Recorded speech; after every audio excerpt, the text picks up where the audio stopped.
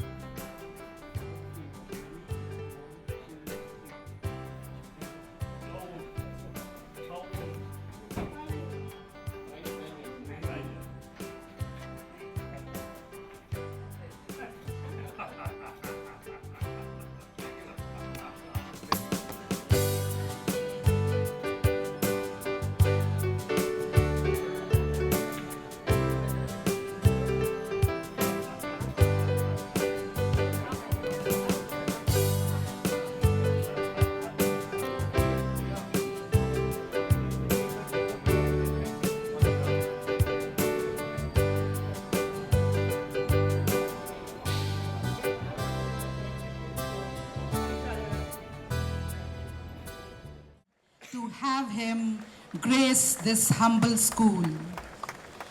How fortunate are we that His Holiness is with us today. Every heart is eager to receive the boundless love that overflows from his heart.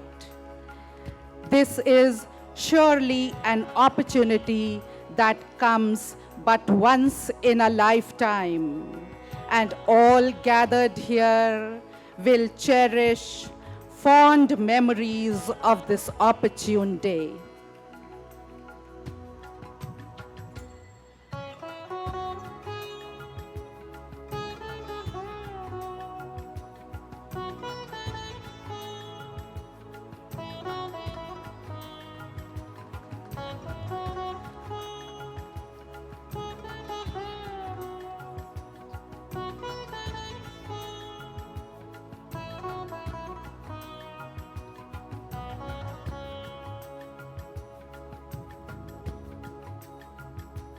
His Holiness interacting with the students.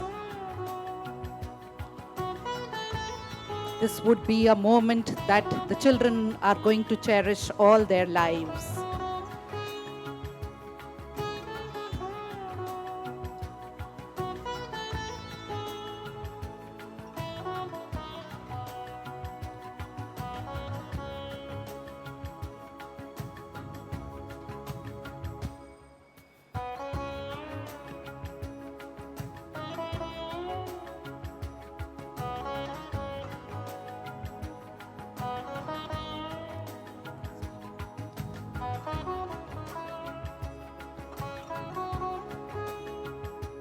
It is by the grace of God and the favor of fortune that we shall witness today a day that will be etched in our memory forever and ever. DAV Centenary Public School Meerut rejoices today in the pious, serene and enlightening presence of His Holiness, the 14th Dalai Lama in our midst. With utmost humility and boundless joy in our hearts, we extend a very heartfelt welcome to His Holiness. His Holiness's august and charismatic presence in these humble premises have infused an extremely positive and happy spirit among all assembled here today. And we all hope to partake of some of the fare at this grand spiritual and intellectual feast. An exuberant welcome goes to all of you ladies and gentlemen, and to all the dear children who are eagerly looking forward to this historic moment in their lives. With wisdom, spirituality, and compassion incarnate in our midst, in the persona of His Holiness, let us now turn to the Almighty and invoke His presence.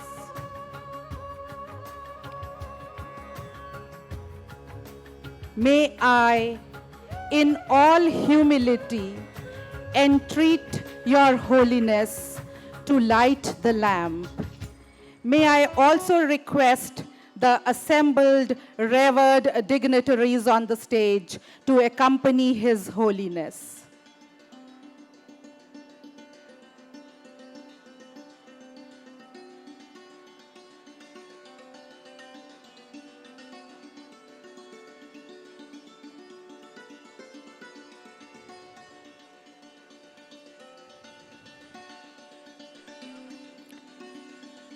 May the radiance that this lamp emits banish the darkness and gloom of ignorance and vice, and may the virtues of love, kindness, compassion, altruism, and honesty shine in the glow in each heart.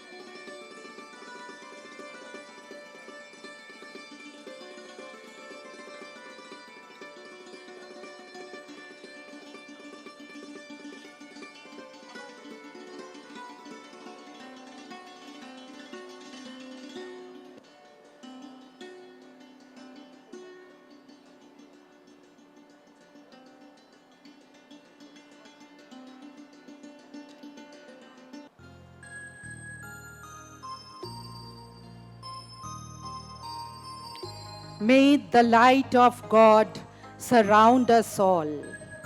May the love of God enfold us, the power of God protect us, and the presence of God watch over us.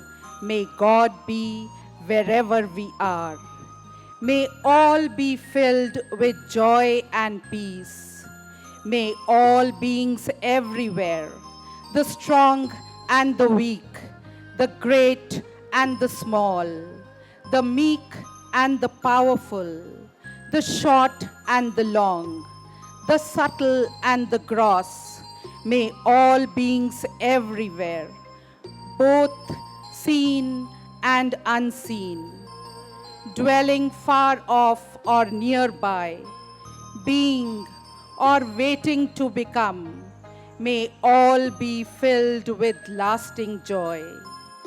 Let no one deceive another. Let no one anywhere despise another. Let no one out of anger or resentment wish suffering to anyone at all. So within ourselves let grow a boundless love for all members of our beloved humanity. Let our love flow out through the whole universe to its full height, depth, and broad extent. And let this beloved fraternity of ours stand out and become a model forever and ever. So long as we are awake, let us strive for this with a one-pointed mind, and let our lives bring heaven to this, our earth.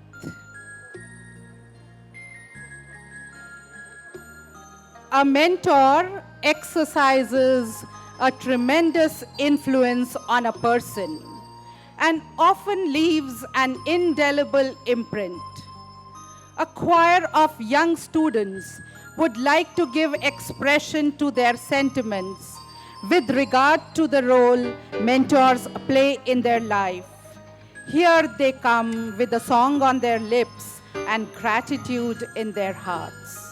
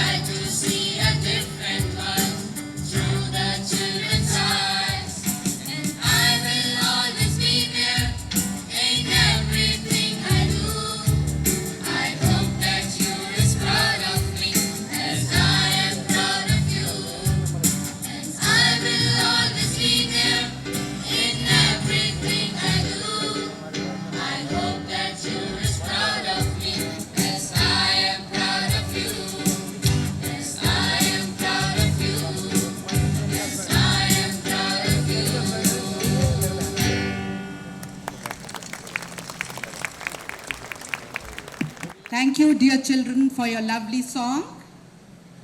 May I now invite Dr. Alpna Sharma, Madam Principal, DAV Centenary Public School, to extend a warm welcome on behalf of the entire DAV family.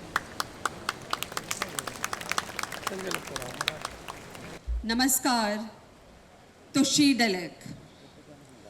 Blessed is this humble town, which has been a witness to history, being created numerous times in the past and humbled in this abode of man-making, DAV Public School Meerut, that once again we are going to witness a historic moment.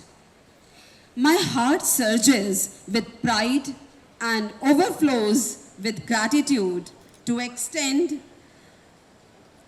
a most cordial, sincere, and warm welcome to His Holiness, the 14th Dalai Lama, in the premises of this school. Your calm, unperturbed, and saintly presence is in the presence of this school has been bestowed tranquility and peace, along with positivity in every heart. On behalf of the entire DAV family, I bow in reverence before you and thank you from the core of my heart for gracing the school today and your presence. I welcome as ardent goes to Venerable Professor Samtong Rinpoche, whose invaluable guidance has always been our strength. I also extend a most courteous and warm welcome to Venerable Professor Geshe Nangwan Samton, whose erudite wisdom is well renowned. An exuberant welcome goes to Professor Avinash Chandra Pandey, former Vice Chancellor, Buhandelkhand University, and a scholar of eminence. I extend a very warm welcome to Shri Sameer Verma, District Magistrate, Meerut. I'm also honored to have in our midst Shri Prashant Kumar, ADG Meerut Zone. I also extend a very warm welcome to Madam Manzil Seni, SSP Meerut, and Sir as well, who is here present with us. It is my pleasure to welcome Shri Yogesh Mohan Gupta, Chairman IIMT Group of Institutions, to this special event. A very joyful welcome goes to the trustees, life members, and core team members of Ayurgnay Nyas, who have been involved in this arduous task of working on the project of developing curriculum on universal ethics since long time. I extend a hearty welcome to the members of various organizations who are going to be a part of us today and witnessing this day with us. A sincere welcome goes to Mrs. Prem Lata Malik, who was instrumental in DAV's association with this project and the day we are witnessing just because of her. A very special welcome goes to principals of different schools and my fellow friends, those who have been the fellow travelers in this entire journey, and all my friends of MSSA, those who are present here. I also welcome all the distinguished principals along with my members of local managing committee, those who are the strength of my school existence every day and moment. Besides this, I extend welcome to all distinguished guests, ladies and gentlemen, those who are present on this event. I express sincere welcome to all my friends from print and electronic media. A very warm welcome goes to my teachers and my adorable students, those who are assembled here expectantly. It is indeed a very glorious day today for DAV Public School Meerut, which is but one link in a long chain of DAV institutions, more than 900 in number, as is spread across the vast expanse of the country. Under the dynamic leadership of R.V. Ratna, Dr. Poonam Suri, Padma Shri awardee, who is the president of DAV College Managing Committee, New Delhi, and the chancellor of DAV University, Jalandhar. And we are lucky that he is the honorable chairman of this school, that DAV is simultaneously engaged in the business of man-making. And let me tell you, that was the reason that we could have hand-on-hand association with Ayurgnay Nyas in the development of this project. Because the objective of the two organizations, DAV and Ayurgnay Nyas, was the same, that is, taking virtues and talking about the moral values. So once again, I extend a hearty and warm welcome to each one of you, esteemed guests who are present here, and all honorable members, those who are decorating his stage, and once again, His Holiness. We are obliged, and thank you so much once again.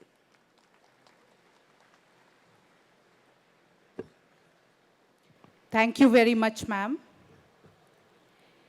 Each heart is overflowing with joy today. The mere thought of a dream having come true, to be in the presence of a living legend, an apostle of peace and the champion of humanity, is a thought that elevates and uplifts one above the ordinary and mundane and leads to an awakening within. It is indeed our proud privilege to have His Holiness in our midst today. To express our reverence and gratitude, we would like to offer to His Holiness tokens of our love. May I request Madam Principal to present a Tulsi sapling to His Holiness.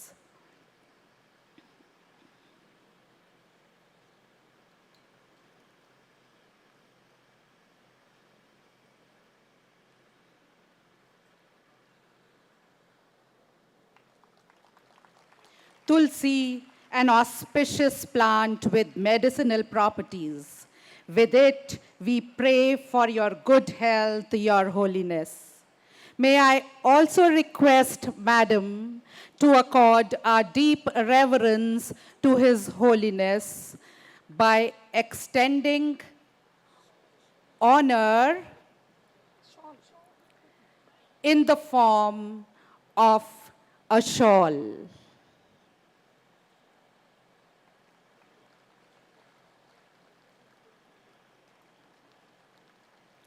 We would wish His Holiness to remember us and keep each one of us in His heart by accepting a memento from Madam on behalf of the entire DAV family.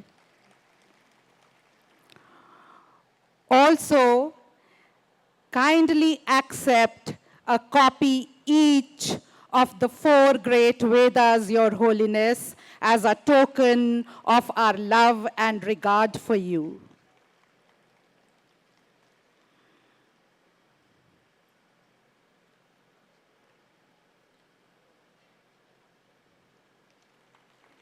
Thank you very much, Your Holiness, for being kind enough to accept our love.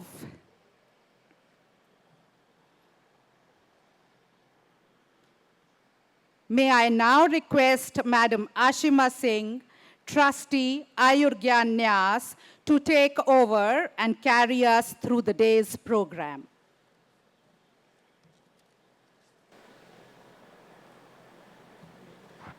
Thank you, ma'am.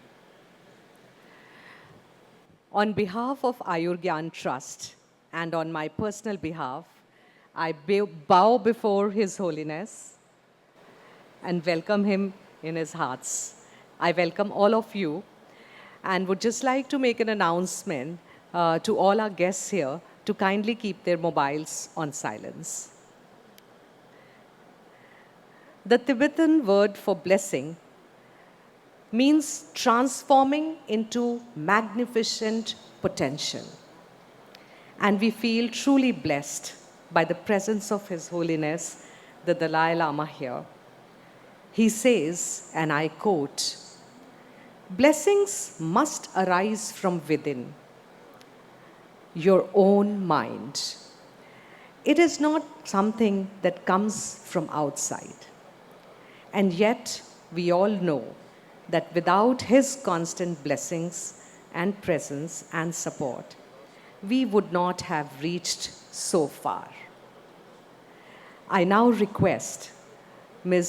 Deepti Gulati, Secretary, Ayurgyan Trust, to share with us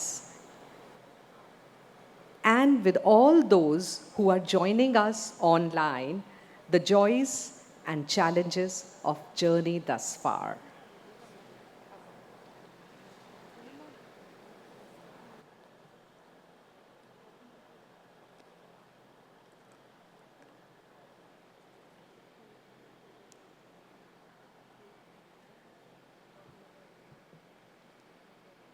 Your Holiness, it's difficult to believe that the smallest seed has the potential to become a tree, but it does. The man who's not here today showed us how. Late Shri Kulbhushan Bakshi ji, his desire to bring in the wisdom of enlightened His Holiness within the access of layperson was so burning that it brought people from varied fields together for developing this curricula. He did not leave till the group became cohesive. We are humbled by the kind of support we have received from our partnering schools, principals, and teachers. All the activities have been designed with active collaboration with our partner schools.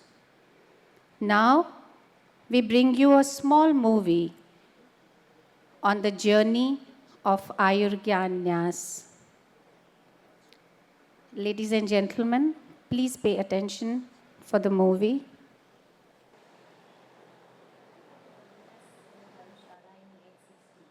And since then, a beautiful relationship blossomed. Late Sri Kulbhushan Bakshi probably met His Holiness in Dharamshala in late 60s. And since then, a beautiful relationship blossomed.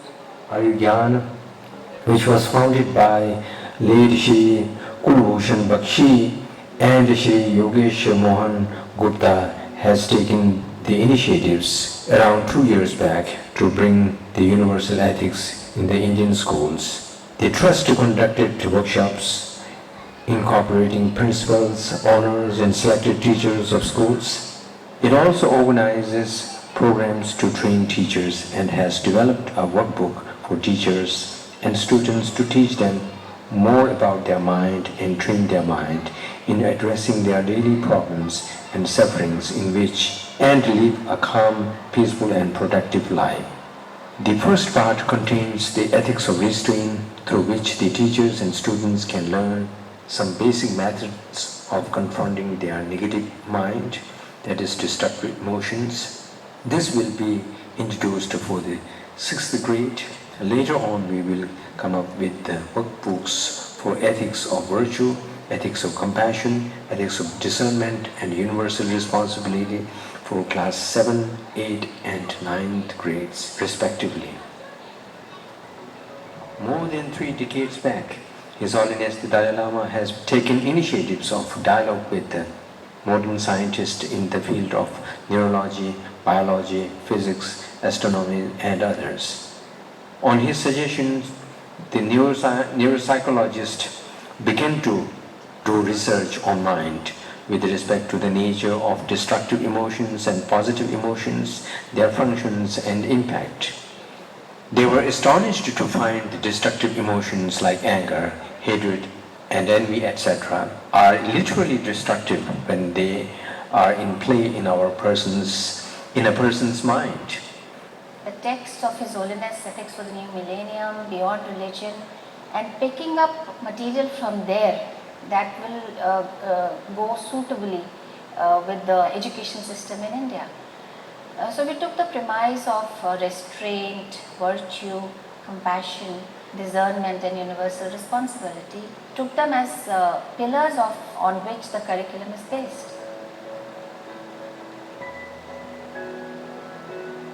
Facilitator guide is being designed that will go to teachers, because the teachers have to understand, imbibe the concepts, and then only it can be taken to the students. It is actually the emotions which are predominant even in decision making and thoughts and our actions, although they operate at a very, very unconscious level. So this whole concept which the Ayurgay Trust is taking up of training the teachers and then subsequently kids is about actually teaching them how to come in touch with their emotions, how to exercise control over it, how to develop restraint, and from that evolve a behavior which is mutually beneficial and which is compassionate and obviously useful for universal purposes. We hope that through this endeavor, we will be able to bring some changes in the mind of children who are the future citizens of the world.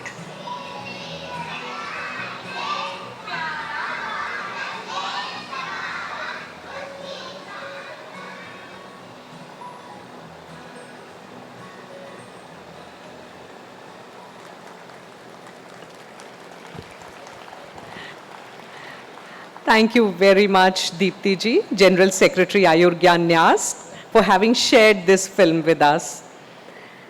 It's surely a very special day today. It's the culmination of hard work till now, and it's also the beginning of a new journey. I would now like to call upon Professor Pandey, former Vice Chancellor, Bundelkhand University. He is an erudite professor of physics and trustee, Ayurgay Nyas. He is going to share with us the vision and the mission of the program, but will also give us an overarching view of the future direction. Professor Avinash Chandra Pandey. Thank you very much.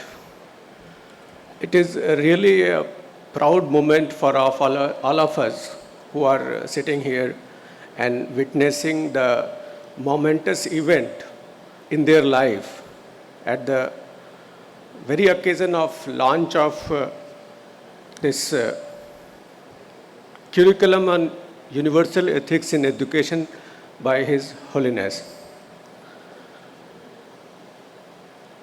Myself also feel privileged to be part of this Ayurgay Nyas from the very beginning, and it is the vision of late Shri Bakshiji.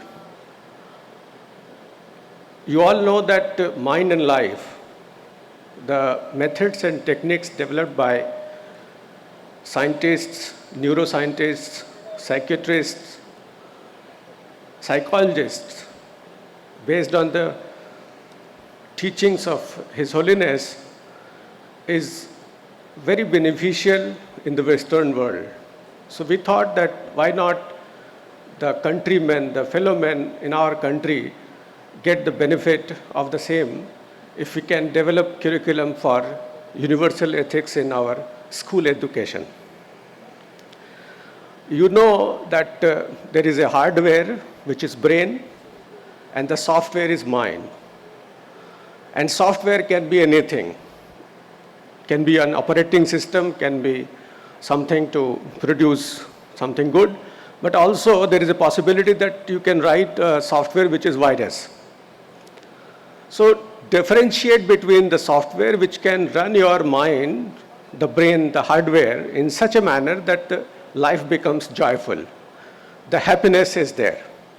So the journey of mind and life, by practicing some of the things which are innate to the very well-being of human being, but something to be learned is not obvious. We have to inculcate those things by way of constant practice. So we had a series of discussions at Meerut, Delhi, Jhansi, to come out with this idea, and today is the fructification of that idea in this form. We all know that because of sociological changes, technological changes, the society has transformed in a very significant manner, from joint families to nuclear families to single parenting. You all know that when in our lifetime, in 3 decades, there was a concept of chaupal in each of villages, where people used to sit together, share their feelings, share their emotions, and also help each other. But after the technology came, the television entered into our household, we got confined into our bedrooms. This is not only limited to that, but after this mobile came, the social networking thing, what happens today, that in the same room, the father, mother, sister, everybody is sitting, is connected, but not with themselves, with the virtual world. So how to handle this situation, especially the schools, where the children come from different upbringings, from different beliefs, from different perspectives. So you see the problem of disconnected emotional relations, the vulnerability which is because of vacuum in their lives, and how to have these issues resolved. So the problem of aggression, bullying, decline in moral values, intolerance, violence, these have become part of everyday life. And you could also have noticed that in recent days, it is not bullying in the class. By a simple video game, Blue Whale, a person was, the child was bullied to the extent that he was having self-inflicting harm, leading to the termination of life, which is very beautiful life, and that came to an end. And we as a school administrator used to get directives from administration that you have to contain these menaces in a bigger way. Although children are innately helpers and they act selflessly as far as social norms are concerned, but being in a school where they have not inherited some of the ethical values, it becomes our primary duty as administrators, as school teachers, not from 6 to 8. We are coming with the curriculum for higher education as well. This is a pilot project in which we have targeted 6 to 8th grade students. This is not a kind of burden on any of us, the school-going children or the administration.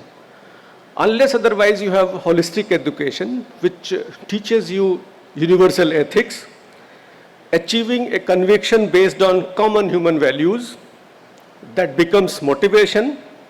It becomes too beneficial to the oneself and also the society by and large. The compassion, kindness, generosity, patience, honesty, forgiveness, self-discipline, contentment, they are the basic values. They stem from common sense and common experience. But you all know that common sense is not that common. So you have to inculcate those values, those ideas in the young minds so that they can respond to the challenges of their life. So this pilot project equips our children with the skills that are needed for, not for excelling in academics, but for the survival. The basic issue has now become surviving in an adverse circumstance. And it is not a luxury these days. So we have to train them to think very differently. And it is our responsibility to see that the children not only excels in academics, but also develops the ability to survive in the modern world. The idea of resilience is a learned quality. As I said, children are innate to imbibe these ideas, but some of the things have to be developed. So the critical thinking, the inquisitive mind, the practicing these things to develop as a habit, and then to handle variety of situations which are otherwise not foreseen. So this is the noble cause, and I wish that everybody who is there in the audience should take this message outside, that all the children, our country, gets benefited with this curriculum. Thank you very much.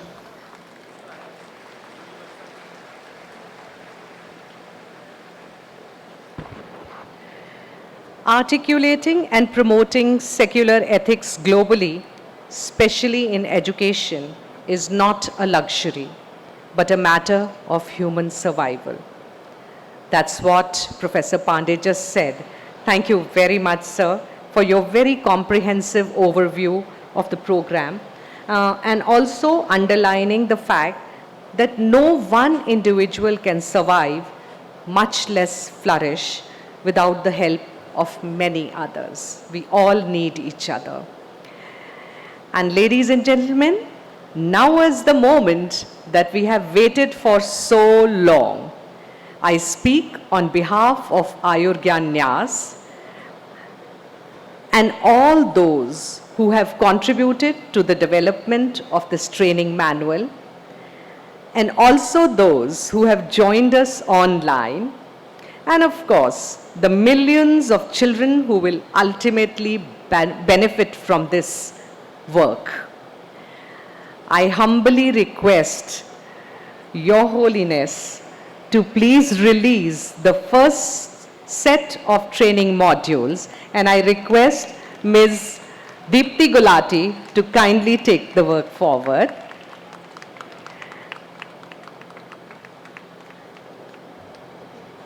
Ethics of Restraint, that's the module. And now I request the pilot schools may please get ready here to receive the set of books from His Holiness and seek their blessings.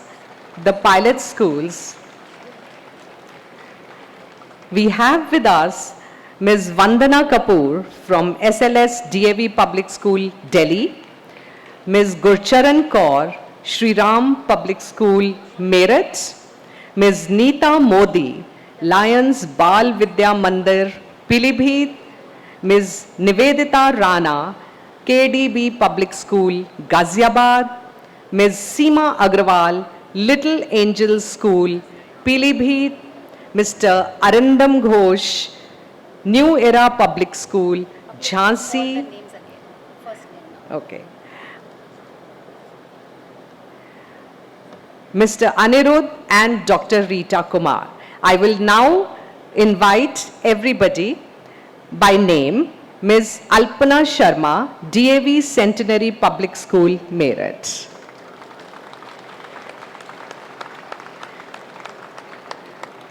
Ms. Vandana Kapoor, SLS DAV Public School, Delhi. Ms. Gurcharan Kaur, Shri Ram Public School, Meerut.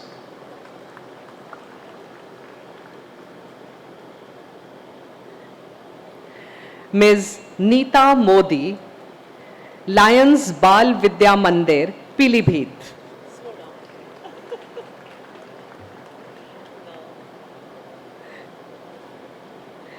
Ms. Nivedita Rana, KDB Public School, Ghaziabad.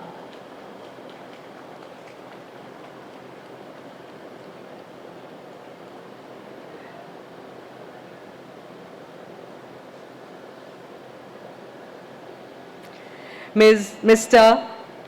Seema Agrawal, Little Angel School, Pilibhit.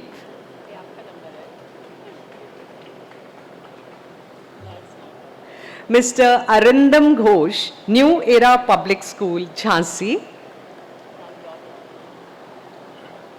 Mr. Anirudh, RNS World School, Jhansi. Dr. Rita Kumar on behalf of Archie's School.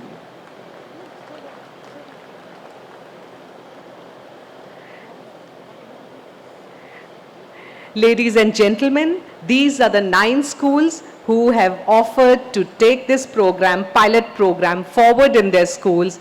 And with the blessings of His Holiness, we are sure that there will be many more schools to follow.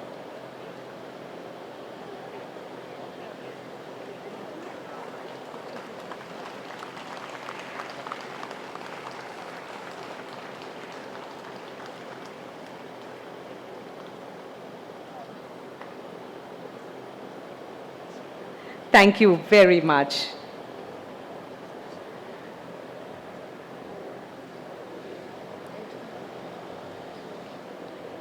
Congratulations.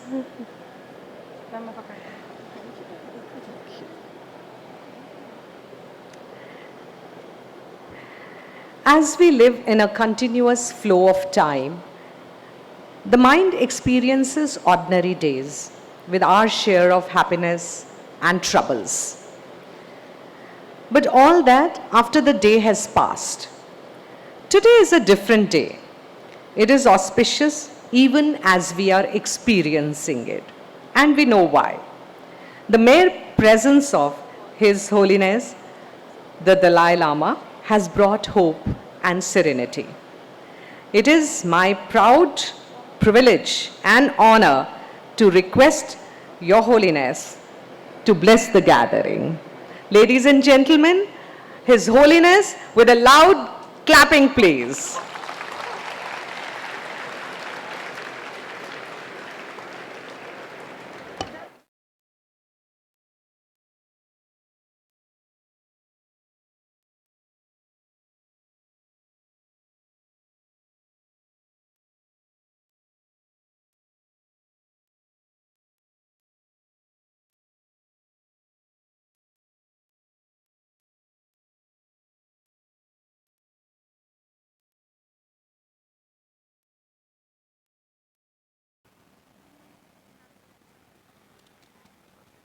Hello, yes, okay.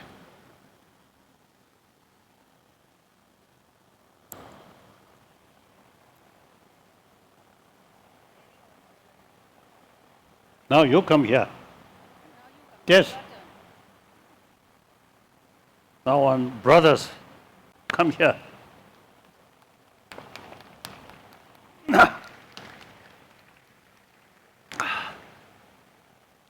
Dear brothers and sisters, and particularly elder brothers, sisters.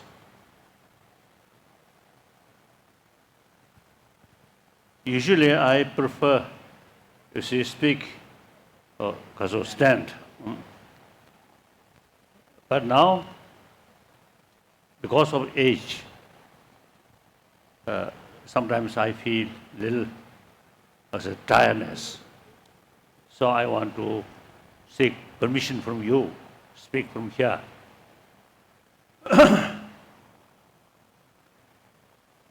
Then,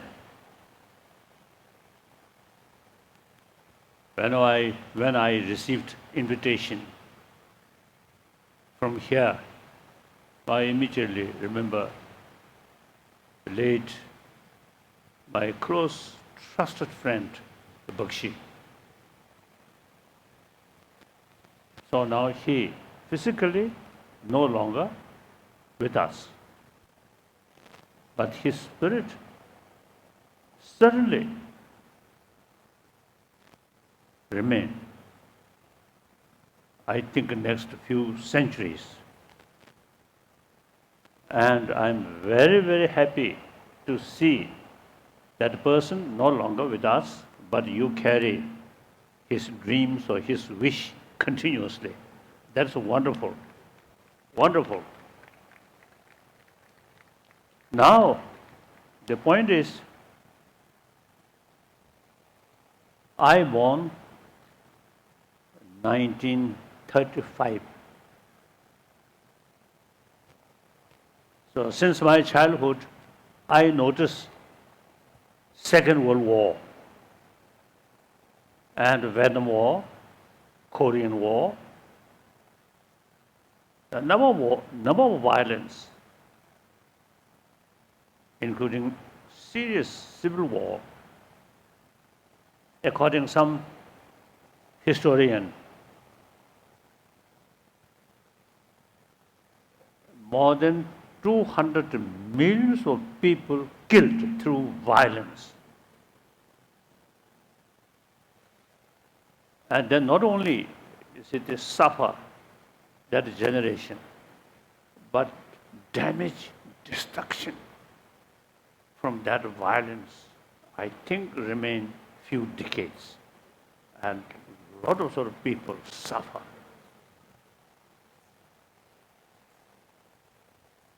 Then there are also, you see, hopeful signs within the 20th century, early part of 20th century, and later part of 20th century. You see, people's thinking is much changed. The desire for peace, I think, much increased. However, still, you see, the old thinking is still there. Whenever some sort of disagreement or different interest come, I think the first sort of thought from their mind, oh, how to tackle this by force. So this is the, or say the thinking, way of thinking or perception way of 20th century. Now 20th century gone. Now we are 21st century. I think we should now feel enough violence. But now till now, even this moment, you see, there are people still killing another human brothers, sisters. And worst thing, even in the name of religion, killing. So it is very sad now, unthinkable. Now the question is, can we do something or cannot do? If cannot do, then okay. Then I feel, I think within 20th century, those European nations who I think maybe a few centuries fighting, killing. Then, after Second World War, because of their immense suffering, and also use common sense and far-sightedness.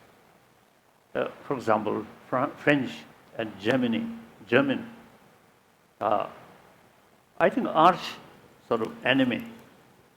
But then, you see, I think these two nations, you see, initiated the European Union.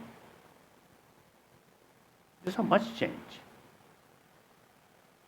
So, I always telling people, in early part of 20th century, when nation declare war, every citizen of that nation, without slightest question, proudly joined war effort. Later part of 20th century, that gone. So therefore, through suffering, sometimes suffering itself very bad, but anyway, is it helpful to open our mind?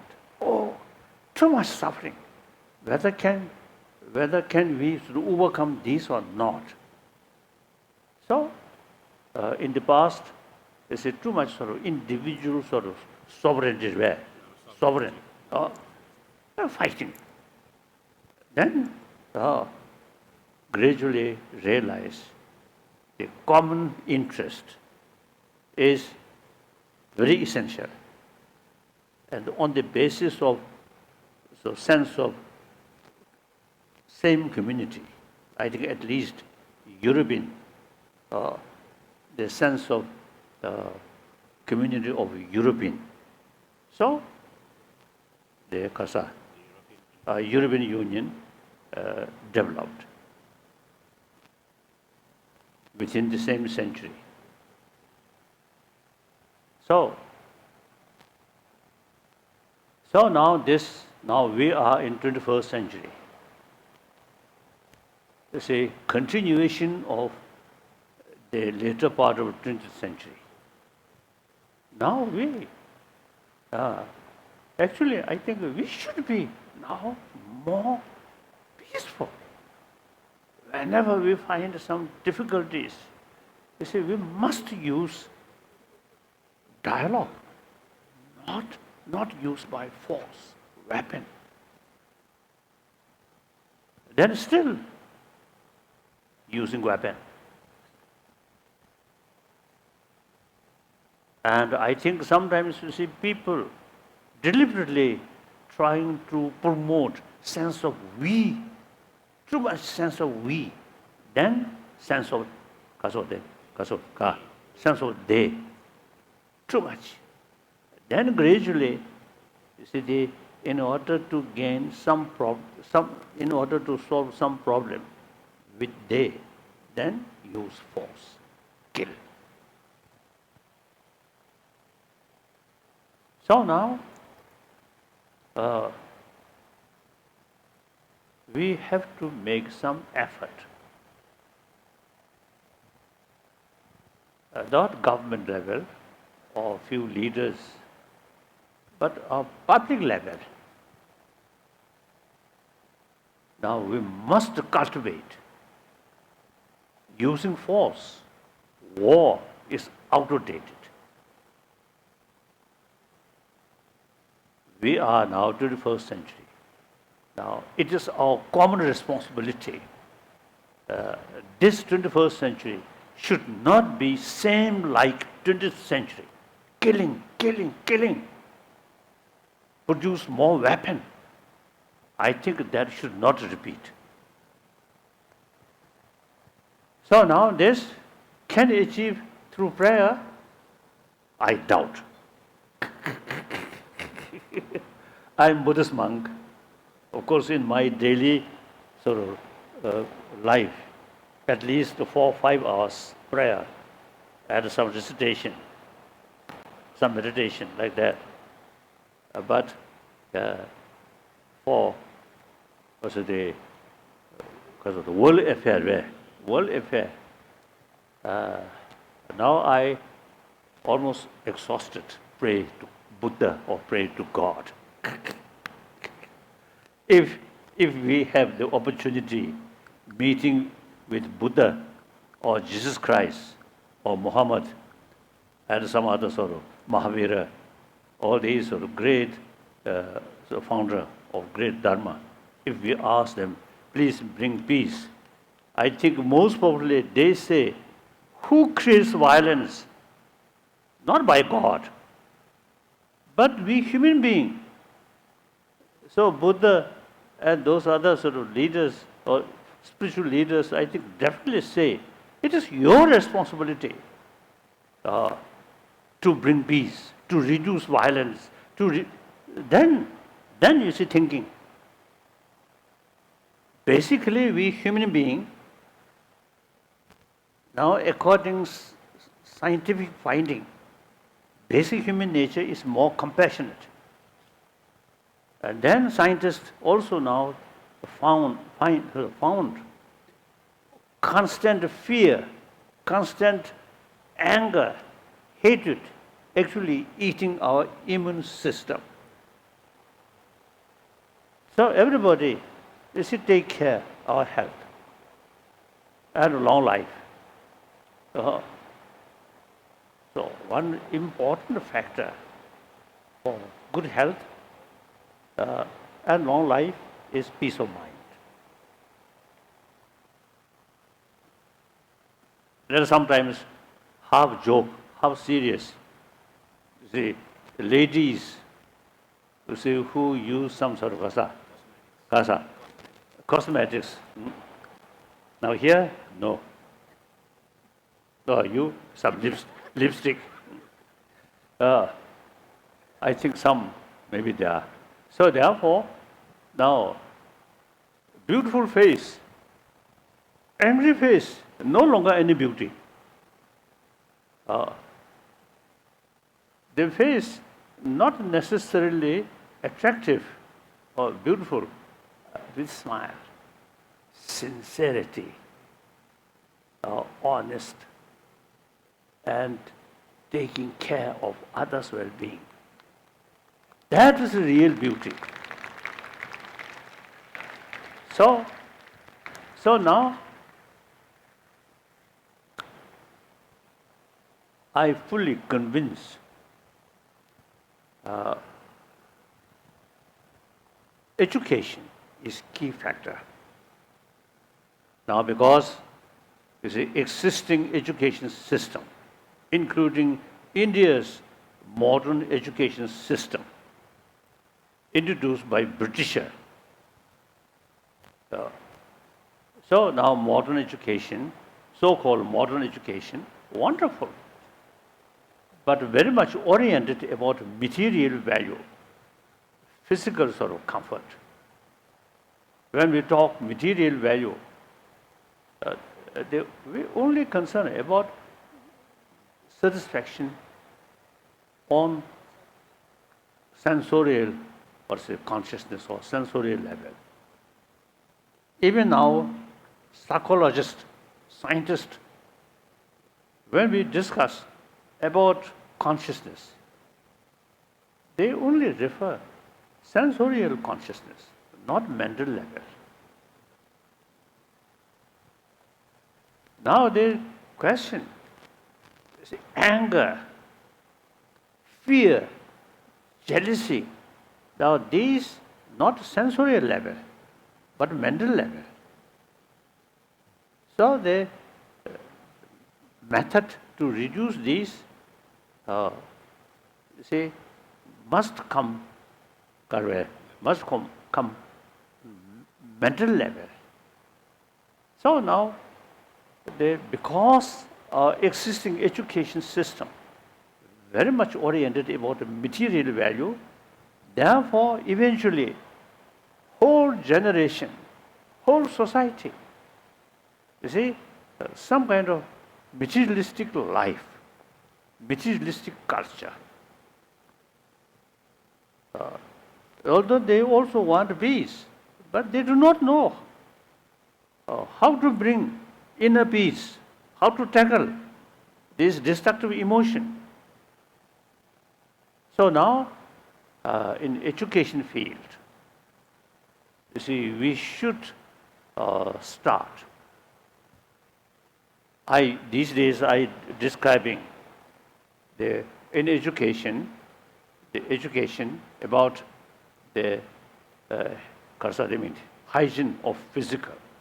Now similarly, we need hygiene of emotion. So now, so you see, from kindergarten level up to university level, I think in education we should include education about peace of mind, mental level value, and method how to tackle this destructive emotion. Now this is question of humanity. I always consider myself just one another human being out of 7 billion human beings. No differences. Mentally, emotionally, physically, we are same. So we have, you see, the same emotional problem, and also you see same sort of potential to tackle these things. So therefore, now we have to think about entire 7 billion humanity's peace of mind. So then, in education, if we rely on religious belief, then it will not be universal. So, you already sort of mentioned, on the basis of our common experience, that means 7 billion human beings come from their mother. Each one survived with mother's care, mother's love, mother's milk. That's common experience. Then common sense. I think everybody knows. See, your neighbor may be very rich, but lack of affection, lot of compassion, full of sense of competition or suspicion. The material, the richness, no longer much sort of value. Your neighbor may be poor, but always happy, affectionate, smile. If you have the opportunity to choose, your sort of neighbor, very rich, a lot of money, or this poor, any sensible person, I think, may choose this family because full of love there. If you have some sort of problem, you can share, and you feel much happier. They may be millionaire or billionaire, no human affection. Then if you have some problem, try to approach. You are same sort of billionaire, then they may pay some attention. You're an ordinary person, they don't care. So I always say, you see, friendship, friend is friendship, mainly sort of say, due to money or power. The friendship, that friendship is not a genuine human friendship. The friends of money, friends of power. So we need human friendship. We are a social animal.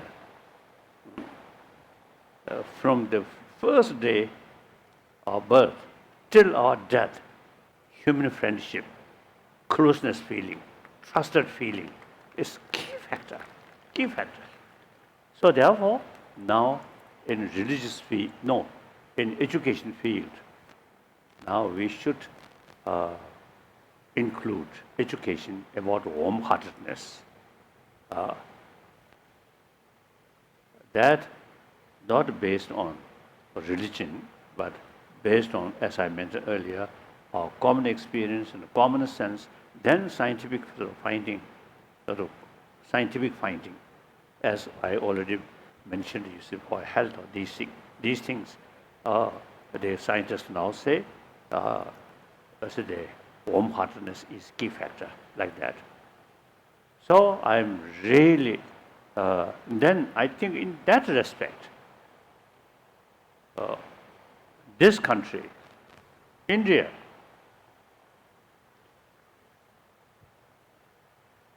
all major religion in this country, they say, part of their sort of practice is meditation, always there. Shamatha, there. Vipassana, there. So when we training Shamatha, Vipassana, it is automatically come about mind, about emotion, how to control, how to deal this destructive emotion. So, India, I think, almost over 3,000 years, there is tradition dealing with our emotion. This now must use, irrespective whether believer or non-believer, either believe this religion or that religion. Something was a method to, as I mentioned earlier, to healthy mind, hygiene of emotion. So therefore, I really feel this country have the potential, make a combination, modern education, modern technology, modern economy, since independence, now a lot of sort of development. I think in early part, I visited here. Now this morning, I noticed a lot of big constructions, a lot of building. It's a signs of sort of development. So, but still, basically, India, as well as China, they, because of the land of farms already. So farming, agriculture is very important. So when I saw, you see, beautiful buildings or some factories, and sometimes I feel, oh, agriculture, similar way developed, then okay. But agriculture side, look down, farmer, eventually, you see, farmer, agriculture, neglect, I think very serious. So, India basically, so they, because of the farming or agriculture country. So I often used to telling my Indian friend, the real transformation of India must take place in rural area, not a few big cities. That's very important. So now India have the material development with modern education, very good. In the meantime, your ancient knowledge about peace of mind or tackle our destructive emotion, this now should sort of combine modern thing and ancient your sort of knowledge combined. Then we get physical comfort through modernization, and mental comfort through traditional sort of educational knowledge, how to tackle our emotion. So I really feel only this country, or mainly this country, have the sort of ability to combination ancient your knowledge related with our peace of mind and modern knowledge combination.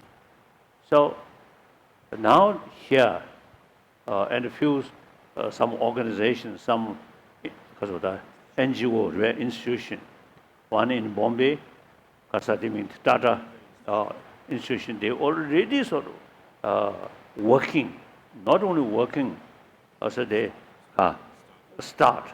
Now here also, you see, you start very, very encouraging.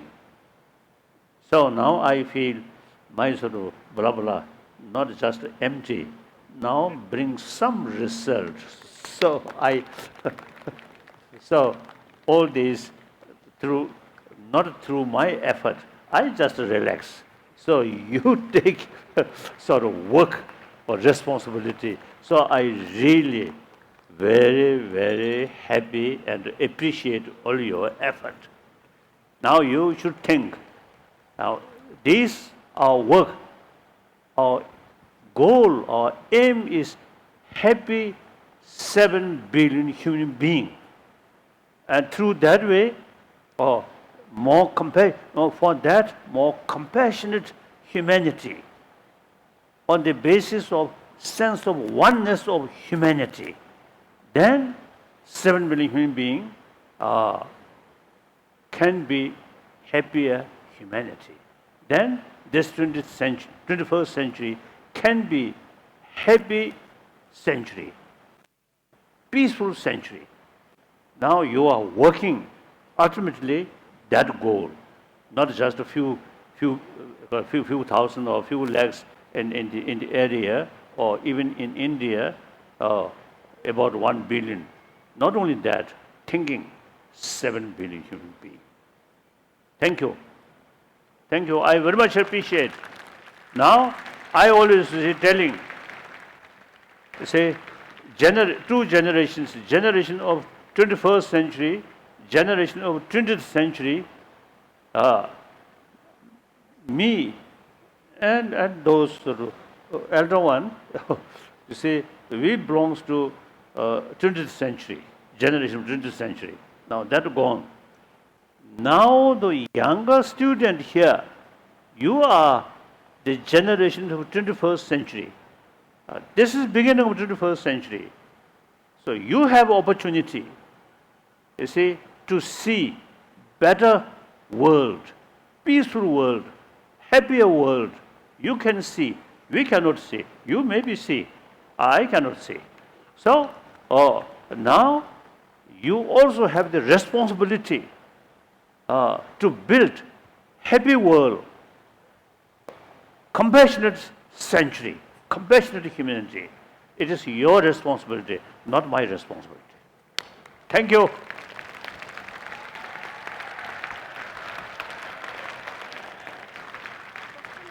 Thank you, thank you, thank you, thank you, thank you. Now, I want to ask some questions. Thank you so much, Your Honor. Thank you so much. That was so thoughtful. And yes, I was just going to seek your permission for certain students to ask questions. Oh yes, I want. Are the students ready? Right. So who is asking the first question? Okay, yes, please. Oh yes. Good, good, good. Yes. A very good morning to Your Holiness. My question is, do you miss Tibet? Karsa. Yes, certainly. Do you miss Tibet? Oh, certainly. This physical is born in Tibet. So because of that, I'm Tibetan. I have three commitments.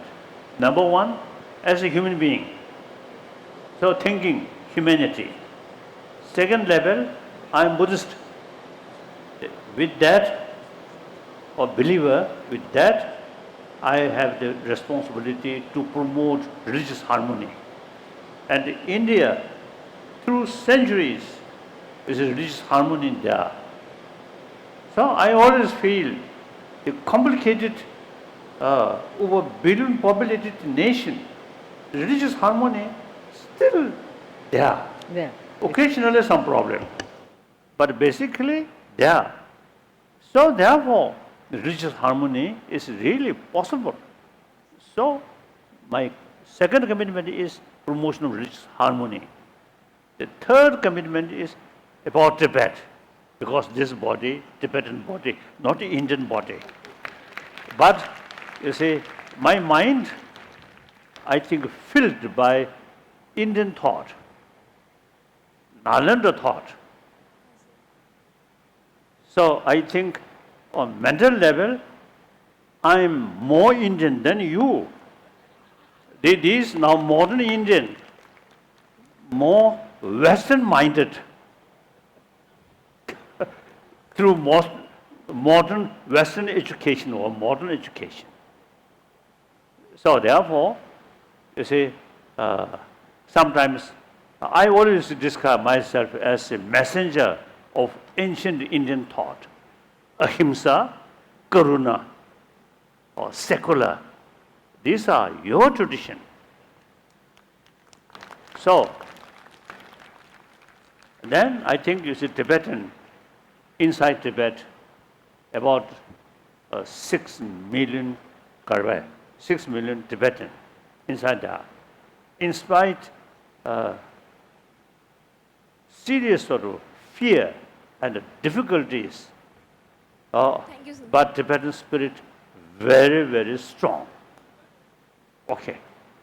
And then more and more Chinese brothers, sisters now really showing genuine interest about Tibetan Buddhist tradition. And with that, many Chinese now really expressing their sort of serious concern about immense suffering of Tibetan people, like that. Okay, next question. Good morning, Your Holiness. I would like to know why poor seem to be happier than the rich. Karsa. Please repeat, repeat. Why poor seem to be happier than the rich. Karsa. Huh? Where the poor seems to be happy, then the richer. Yes. Richer people are much concerned about money Yes, sir. and fame. Automatically, you see, sense of too much sort of competition and distrust. Too much competition there, distrust comes. Yes, sir. So therefore, I was told, some my friend, suicide rate in farmland much less than big cities. So I think that's the main thing. Too much materialistic sort of life, then too much competition and distrust like that. And farmland, sense of community, very strong. So that's, I think, these also you see related with our emotion, like that. Okay, Thank you, sir. next question. The next question, it would be nicer if you could even introduce yourself. Namaskar, Your Holiness. Myself, Sreshta Garg.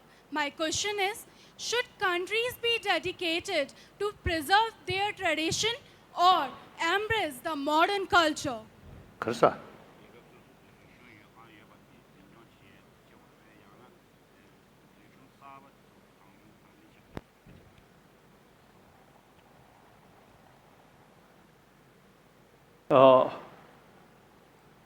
Culture, basically, it's a cultural heritage. You see, each people, each country, certain cultural heritage. This not made by government or few leaders, but evolution is the way. Evolution due to climate condition and way of life. See, these develop certain way of life, certain way of thinking. So cultural heritage basically very relevant to the concerned people, and also one of the important sort of identity of different people, your culture, including language, very important. But in a certain sort of way of their life, I think in this country, like caste system, I think totally outdated, backward. Yes, sir. Everybody equal. So I heard is some area, well, which the upper class use, the lower caste cannot drink. It's totally outdated. Now these things related with feudal system. So in feudalistic society, the upper class, you see, in order to justify their special right on working class people, so they create certain sort of habit. Now, democratic country. Now, for example, India, over 1 billion Indian, 100% equal. You cannot say, I am sort of Brahmin or something. I'm member, some sort of related with royal family. You see, these thinking is old thinking, outdated. You see, must change. So you cannot, and dowry, must change. So some may be part of your tradition, but outdated, mainly due to related with the feudal system. That we must change. Okay. Thank you, sir. Thank Yes. you, Your Holiness. The next person, please, introduce yourself. Pranam. मैं Shri Ram public school अर्शुज. Oh, louder, louder. Your physical also quite thin. Your voice also you see weak. Louder. प्रणाम. मैं ये जानना चाहती हूँ कि शांति दूत देश के पीछे चीन क्यों पड़ा है? Karsa. Oh. Why China is behind you being a messenger of peace? Why China is behind you? Chinese people, as a people, wherever Han people or Chinese community there are, you see, many cases Buddhist temple. So Chinese people, historically Buddhist people. So people level wonderful and hardworking. Sometimes I jokingly use teasing my Indian friend. As far as hard working is concerned, I think Chinese are more hard working than Indian. so therefore, your people level wonderful. Now, for example, about 4 years ago, we noticed over 1,000 articles in Chinese language wrote by Chinese, about 1,000 articles. All articles fully support about our sort of way of approach, middle way, not seeking independence, but remain within the People's Republic of China, provided they should respect our cultural heritage, environment, including our language like that. So, 1,000 articles fully support and very critical about their government policy. So now government level, there are also, you see, two groups. One, hardliner. One use some common sense. So the hardliner, they say they don't like my name, Dalai Lama of Tibet. Nobody say Dalai Lama of China. so you see Dalai Lama always carry some kind of Tibetan spirit. So they deliberately describe me as a spiritist. Actually, whole world, many governments now knows we are not seeking independence. But Chinese hardliners still use, you see, the word, they sort of use as the concept, I'm a spiritist, like that. So this, I think because of too much censorship, and like any other sort of totalitarian system, in China also too much censorship. In that respect, I usually expressing, whenever I met some Chinese, 1.3 or 4 billion Chinese people have every right to know the reality. And once 1.3 billion Chinese knows the reality, they also have the sort of ability to judge what is right, what is wrong. So therefore, the censorship is morally wrong. The Chinese people should have fuller knowledge about the reality. So recently I was in Italy. One occasion, I mean each place, the local religious leader, different religious leader come, of course. So one Christian leader told me,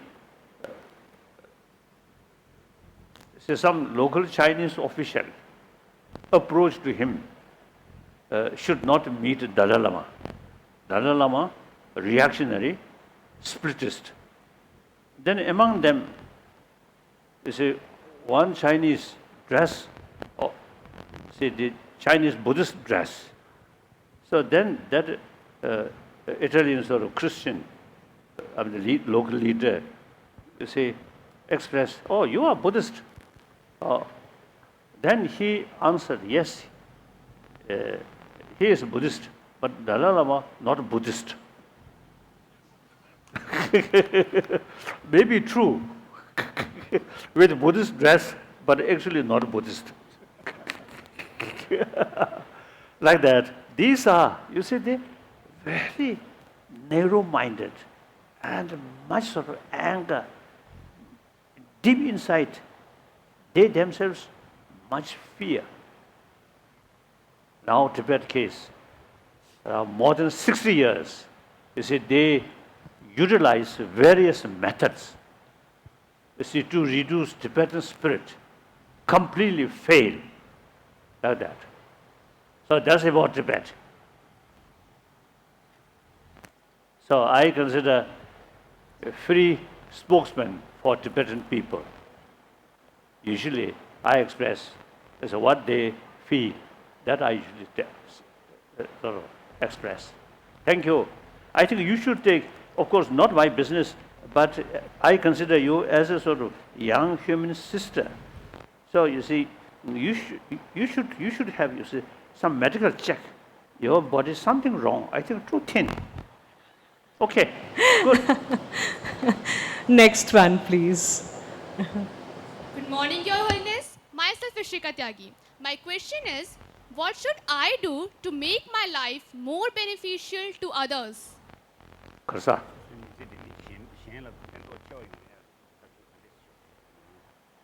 As I already mentioned, you see, sense of community. We are social animal. Each individual's future, happiness, entirely based on community. Community, now in ancient time, community limited sort of people. Now modern time, community, due to the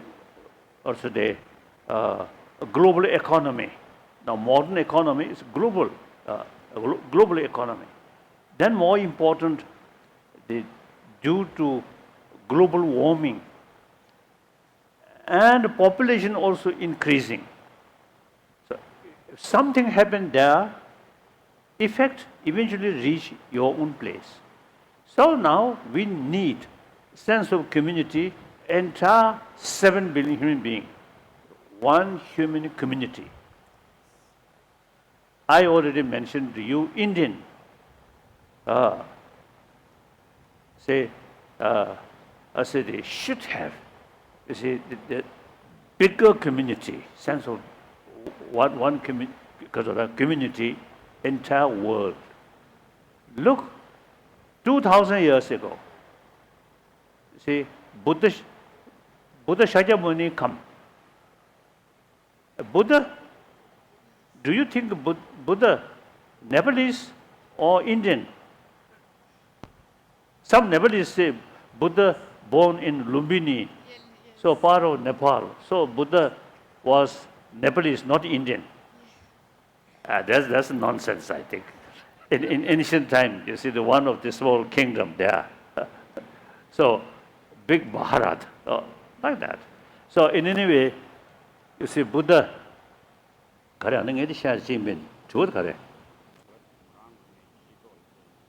Oh, so you see, Buddha, one Indian, his teaching, eventually, whole Asia, you see, his teaching reached whole Asia. Firstly, China, Burma, Thailand, Cambodia, Sri Lanka, Laos, through China, Vietnam, Korea, Japan, then to North Tibet, Mongolia, and some republics in Russia. So that is Buddha, not a Tibetan, not Chinese, but Indian. So ancient time, I think one great Indian master sort of teaching reached whole Asia. Now Buddha Dharma, I never say, you say Buddha Dharma is best. I never say, this religion is better, that religion is better. We cannot say. you see, different mental disposition, people who have different mental disposition, you see, the different religion, which sort of religion suitable to them is the best for them. Overall, we cannot say this religion is best. We cannot say. However, Buddha Dharma, particularly Nalanda tradition, very much based on reason, experiment, not faith. Buddha himself, you see, told, "O my follower, bhikshus, scholars should not accept my teaching out of faith, out of devotion, but rather thorough investigation and experiment." So judging from that aspect, I consider him as one ancient Indian scientist. Besides great philosopher, quantum physics in the Raja Ramana, I think many of you knows Raja Ramana. Raja Ramana once told me, quantum physics in the West, some new sort of concept, but in this country, 2000 years ago, already quantum physics, the concept already developed this country. The Raja Ramana told me, he's nuclear physicist, like that. So like that, so you Indian now should pay more attention about ancient Indian thought, Indian knowledge. That is important. So for that, we need rigorous study. Just prayer or ritual, not sufficient. In Tibetan tradition, the proper way to keep Nalanda tradition, at least 20, 30 years rigorous study. So I really want, you see, to revive to Buddhist, the Nalanda tradition, including sort of Buddhist concept. And generally, from Nalanda tradition, logic, pramana, there. It's common. And then the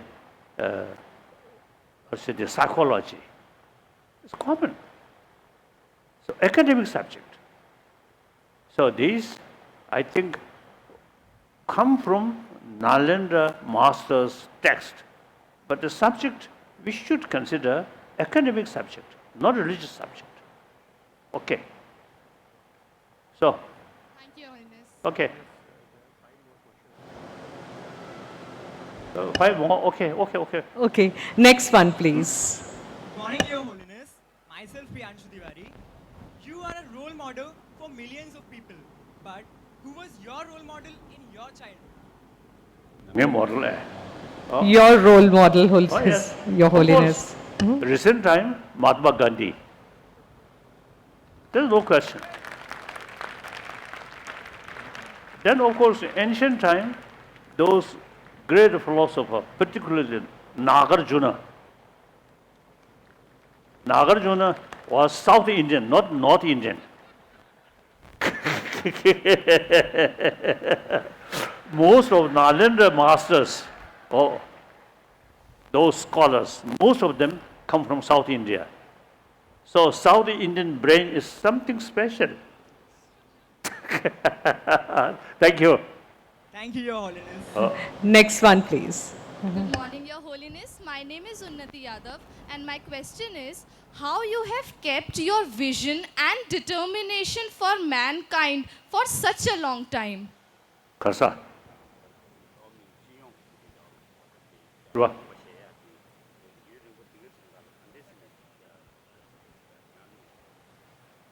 Now, 82-year-old person. Early part of my life in Tibet, and also 1954, 55, went to Peking. I learned a lot of things about Marxism. So at that time, so therefore, still I consider, as far as socio-economic theory is concerned, I'm Marxist. So like that. So I'm Buddhist Marxist, and one part is Buddhist scientist, like that. So in any way, then 59 become refugee, stateless. But fortunately, since Pandit Nehru, Rajendra Prasad, so all Indian leaders, very, very kind to me. And not only me, towards me, about 100,000 Tibetan refugees, government of India take full care, and including their education. So, I have the opportunity, you see, to watch things. In the early part of my life, in refugee life, at the beginning, how to preserve our knowledge. Then, late 70s, then 80s, I noticed, the knowledge which he kept over 1,000 years come from Nalanda, Shantarakshita, brought to Tibet. You see, that knowledge, now I realize, from that knowledge, we have some sort of potential to serve humanity. And firstly, revival this knowledge within the country. So like that, time passes, gain more sort of experience, and notice more, and then have my mind quite sharp. Whenever I saw something, analyze, and I was why? And then find, as I already mentioned, then find some sort of, because of that, it happened. Because of that, it happened. So whether there is sort of the method to change that or not. Through that way, I now develop full conviction. Ancient Indian tradition really have great potential to help to bring inner peace. Through inner peace, world peace, like that. Okay. Thank you, Your Holiness. So sometimes, I may add one thing. Sometimes, as I mentioned earlier, I'm admirer or follower of Mahatma Gandhi ji. Mahatma Gandhi ji, ahimsa, he promotes worldwide. Now, I more sort of emphasis on karuna side. Ahimsa, action level. Motivation level, karuna. So now, my sort of responsibility is making promotion of karuna a secular way, so that I feel a little sort of contribution about Mahatma Gandhi's non-violence. Thank you. Namaskar, Your Holiness. Myself, Vishika Mittal. And I would like to ask that what advice would you like to give to the students deviated from their path? Correct. Oh, traditionally, Nepalese and Tibetan, very close link. So, and I think... So actually, I want to ask, what advice would you like to give to the students deviated from their path? So wait. So, you see, I think Nepalese, among the population, I think some, my friends say, about 30% of Nepalese, traditionally, What? Students sometimes What would you like to You give? are Nepalese. The students. What advice would you like to give to students? So I'm telling. My answer, not yes and no. Two words, not that way. So we have special sort of relation. And now today's Nepalese population, some my friends say 30% are Buddhist. In any way, Buddhism is one of your sort of what's the religion, and basically Hindu. Now, actually, Hinduism and Buddhism is like twin brothers. Practice of Shila, practice of Shamatha, practice of Vipassana, generally, same. Differences, the philosophical view, Atma and Anatma. That's the differences. Otherwise, many common things like that. So the Nepalese, traditionally, number of people follow Buddha Dharma. Now if you have some interest about Buddha Dharma, please study. And where the community, traditionally Buddhist, then share with them about the what is the Buddhist concept.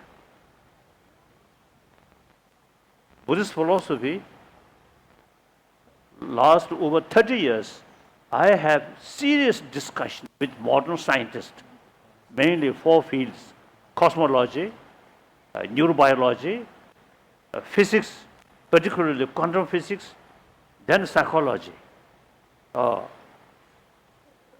The result, 30 years of serious discussion. I usually say not Buddhism, but Buddhist science. Buddhist science and modern science can go side by side. And it becomes very clear, mutual learning, like that. So, please, Buddhists, if you, those Nepalese Buddhists, I think should not content some rituals or some recitation of a mantra, should not contend on that level. Buddhist philosophy as a subject for study. That's what I want to tell you. Thank you, sir. Okay. Thank you, Your Holiness. Good morning, one and all present here. I, Sagar Mittal, want to ask you, sir, that parents are role model for their childs, but childs show aggressive temperature to their parents. But what values should we inculcate within us? Which value should we inculcate within us to speak better with our parents, to have better relationship with our parents? As I mentioned earlier, basic human nature is more compassionate. Then, of course, at very young age, see, children do not much sort of concern different, race or different country, different faith. There is sense of human community there, very much. Now problem, once we join so-called modern education, then gradually too much emphasis nationalism or nationality or religions, differences, these things. So I think family, the first teacher, particularly your mother, is first teacher of compassion. Not necessarily by word, but physical action. As soon as you're born, mother take care. And then some scientist, one my old, long-time friend, one brain specialist, now he told me, after birth, next few weeks, mother's physical touch is crucial factor for proper enlargement of child's brain. So, firstly, parents sort of showing maximum love, maximum affection. It is very important. Then, I think in a modern society, as I already mentioned, I think they really, you see, due to inadequate education field. So people eventually not much pay these inner value, just money or some other thing. So now you have some interest. So please pay more attention about your own inner value. Okay. Thank you, sir. Thank you. Just the second last one now, please. Huh? Good morning, Your Holiness. My name is Tanmay Sharma, and I would like to ask that how can we help in creating a long-lasting peace in our country? I would like to repeat my question. How can we help in creating a long-lasting peace in our country? My belief, I already mentioned, education. So if we start, now you already start education field, some education about inner value. So this gradually more and more as the college or school, we say, practice that or follow that way, then India, as I already mentioned, really can lead world peace. Not just faith, not just desire, but a proper systematic way to bring inner peace. And through inner peace, world peace. Firstly, your own country, like that. So now, my sort of latest commitment is trying to revival of ancient Indian knowledge, which we study over 1,000 years. We kept these knowledge. Now time come, more and more Indians showing interest. So it is our moral responsibility as a student of Nalanda tradition. So we really, say, feel our responsibility to kasota repay sumar kasota, return or revival on this country, strictly secular way, not religious way. Thank you. Thank you. Yes, one lady. Okay. His Holiness, I feel very, very blessed to have this august audience with you today. My name is Vibhuti. I'm an educationist's daughter, and I'm also, that's how I'm here. I'm also a soldier's daughter.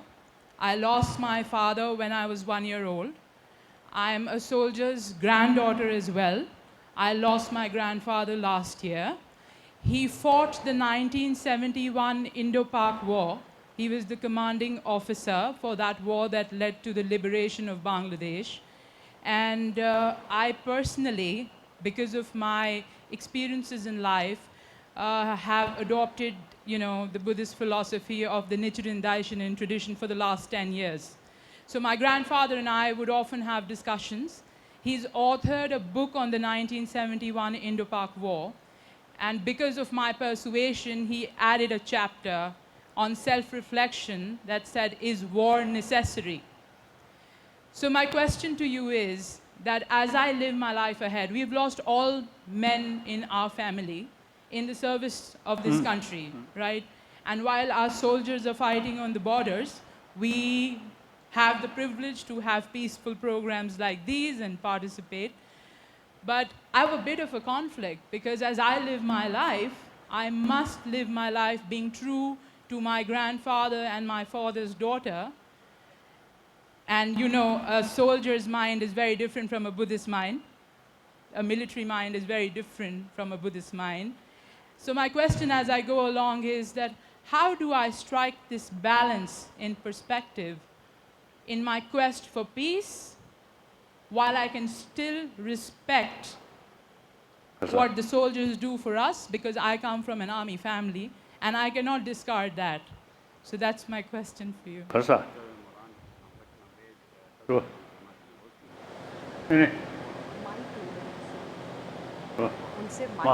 That is the point.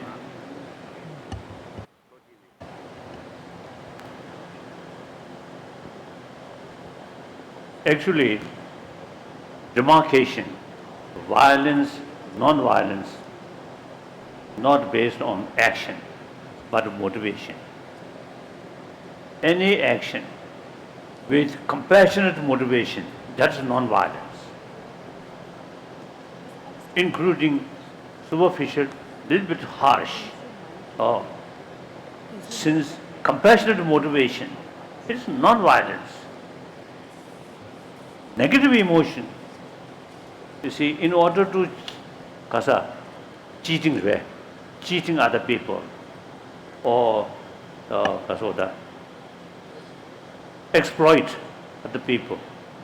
You see, say a nice word, artificial smile, even some gift. Apparently non-violence, but because of the motivation, cheating other people or exploiting other people. So therefore, it is actually violence. So therefore, I think now compare India and Pakistan. I think India, 1,000 years, you have the tradition of ahimsa. And modern India, democratic country. Now over I think 70 years, much more stable, peaceful. Never happened because of the military coup like that. In Pakistan, of course, Muslim is concerned, I respect, like any other religion, wonderful. Many of my Muslim friends, they say the main sort of teaching of Allah is love. So people who follow Islam, you see, must extend love towards the entire creation of Allah. Wonderful. Anyone who creates bloodshed, no longer genuine Muslim practitioner. Then some nonsense. Muslim there, not only Muslim, Buddhists also there. Now in Burma, some you say Buddhists, I think they must be Buddham Shanam Gajami, Dhammam Shanam Gajami, but they no hesitated to beat or to kill, to burn. So these things, but the political or social sort of situation, compare India and Pakistan, this country, much more stable, much more peaceful, and democratic country, most populated democratic country. So you see, your grandfather, you see, carry some sort of responsibility to defend, to protect that great nation. So now they depend, their motivation. That I don't know. You may know.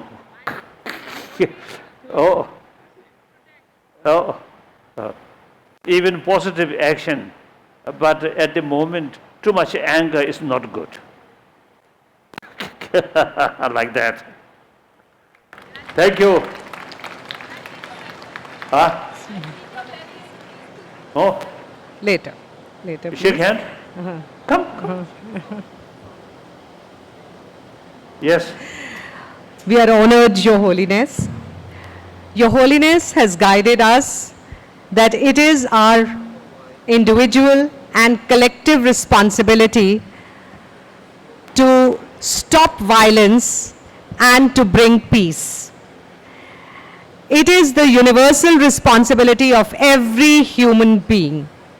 And Ayurgnay Nyas takes this forward. I have to fight Pakistan. Thank you.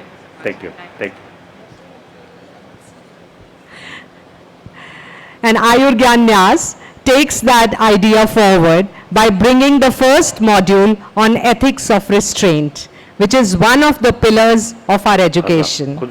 And the other one being, as you can see the four pillars here, virtue, compassion, discernment, which leads to universal responsibility.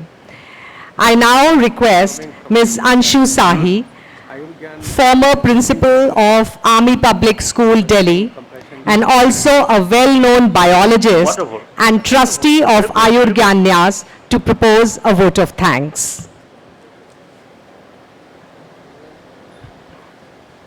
Thank you. Thank you, Ashma ji. His Holiness said inner peace is innate and we should use it. And as a lady and the representative of all the ladies, we assure him that we are going to use that inner peace much more than the outer one. On behalf of Ayurgnay Nyas and DAV Centenary Public School, we thank His Holiness, the 14th Dalai Lama, for giving his vision of universal ethics on which our curriculum is based. We also thank His Holiness for giving this responsibility to late Shri Kulbhushan Bakshi ji, and since then, Ayurgnay Nyas is taking this forward. His Holiness, we thank you for taking out your valuable time from your busy schedule to come here and address children this August gathering and to release the curriculum for the schools. I take this opportunity to thank all the schools, managements, principals, and teachers who helped us in preparing this curriculum. We also thank His Holiness Charitable Trust for their unending support to us. From last 2 years, all the trustees and members of Ayurgnay Trust have given us their wholehearted support, without which this task was not possible. At the same time, we must acknowledge the special guidance provided to us by Venerable Samdog Rinpoche ji, Padma Shri Geshe Nawang Samten ji, Professor Avinash Chandra Pandey, and Mrs. Ashima Singh, and many, many more. DAV Centenary Public School Management, Principal, staff members, technical and support staff members, and webcast team from Dharamshala have helped us in organizing this great event. We take this opportunity to show our gratitude and thank them. We also thank the district administration, police personnel, securities agencies for keeping everyone safe. And last but not the least, we thank the media for their support and our August gathering, whose presence here has made this event special. I would also like to include in my gratitude lakhs of people who have become a part of this program through the webcast. Thank you very much. Thank you. I would now request everybody to stand for the national anthem, please.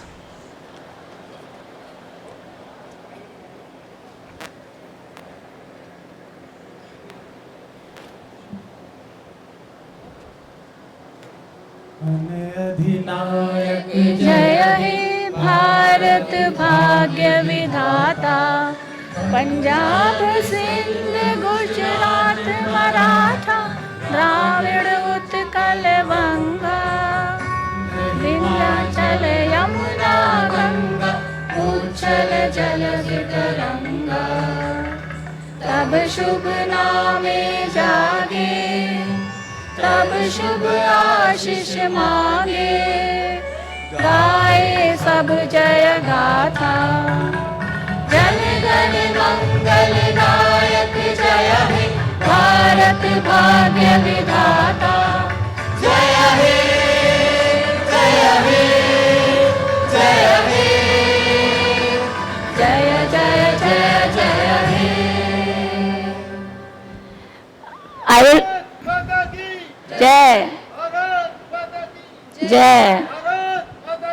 Jai. I will request all the people to please be seated for some time. And Ayurgnay trustees, members, all staff members to step forward and come here on the stage for a group photograph with His Holiness.